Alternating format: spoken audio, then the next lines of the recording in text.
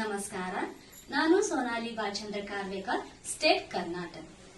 ದುಂಡಿರಾಜ್ ಗೋವಿಂದ್ ಫಾಳ್ಕೆ ಅವರು ಏಪ್ರಿಲ್ 30, 1870ರಂದು ನಾಶಿಕ ಜಿಲ್ಲೆಯ ತ್ರಂಬಕೇಶ್ವರ ಗ್ರಾಮದಲ್ಲಿ ಜನಿಸಿದರು. ಅವರು ದಾದಾ ಸಾಹೇಬ್ ಎಂಬ ಹೆಸರಿನಲ್ಲಿ ಪ್ರಸಿದ್ಧರಾದರು. ಅವರು ನಿರ್ಮಾಣ ಮುಖ್ಯಸ್ಥ ಮತ್ತು ನಿರ್ದೇಶಕರಾಗಿ ತಮ್ಮ ವೃತ್ತಿ ಜೀವನವನ್ನು ಪ್ರಾರಂಭಿಸಿದರು. ಅವರು 40 ಚಲನಚಿತ್ರಗಳನ್ನು ಮಾಡಿದರು. ಹೀಗಾಗಿ ದಾದಾ ಸಾಹೇಬ್ ಅವರನ್ನು ಭಾರತೀಯ ಚಿತ್ರರಂಗದ ಪಿತಾಮಹ ಎಂದು ಕರೆಯುತ್ತಾರೆ. ನಾಸಿಕ್ ಅವರ ಜನ್ಮಸ್ಥಳ.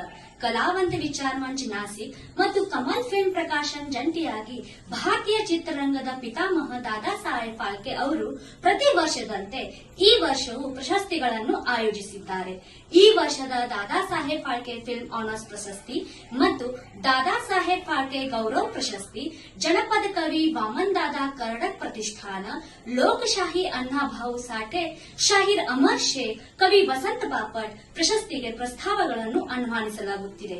ಇದರಲ್ಲಿ ವಿವಿಧ ಭಾಷೆಯ ಚಲನಚಿತ್ರಗಳನ್ನು ಮತ್ತು ಕಲಾಕ್ಷೇತ್ರದ ಕಲಾವಿದರು ತಮ್ಮದೇ ಆದ ಪ್ರಸ್ತಾವಗಳನ್ನು email official Kalavant ವಿಚಾರ್ Munch email.com ಅಥವಾ ಕಮಾಲ್ ಫಿಲ್ಮ್ ಪ್ರೊಡಕ್ಷನ್ ಯಾಹೂ gmail.com ನಲ್ಲಿ ದಿನಾಂಕ 9 ಮಾರ್ಚ್ 2022 ಒಳಗೆ ತಮ್ಮ ಪ್ರಸ್ತಾವಗಳನ್ನು ಕಳುಹಿಸಬೇಕು. ಕಲಾವಂತ ವಿಚಾರ್ ಮಂಚ್ ಆಹ್ವಾನಿತ ಪ್ರಶಸ್ತಿ ವಿತರಣಾ ಸಮಾರಂಭ ಸ್ವಾಗತಕಾರ ಸುನೀಲ್ ಮೋಂಡೆ ಅವರು ಈ ವಿಷಯವನ್ನು ತಿಳಿಸಿದ್ದಾರೆ. ದಾದಾ ಸಾಹೇಬ್ ಫಾಳ್ಕೆ ಅವರು ಜನ್ಮಸ್ಥಳ ನಾಶಿಕ್ನಲ್ಲಿ ಅವರ ಹೆಸರಿನಲ್ಲಿ ಪ್ರಶಸ್ತಿಗಳನ್ನು ವಿತರಿಸಲಾಗುತ್ತಿದೆ. ಹೆಚ್ಚಿನ ಮಾಹಿತಿಗಾಗಿ 8208778866 ಈ ನಂಬರ್ ಮೇಲೆ ಸಂಪರ್ಕಿಸಬಹುದು. ಧನ್ಯವಾದ.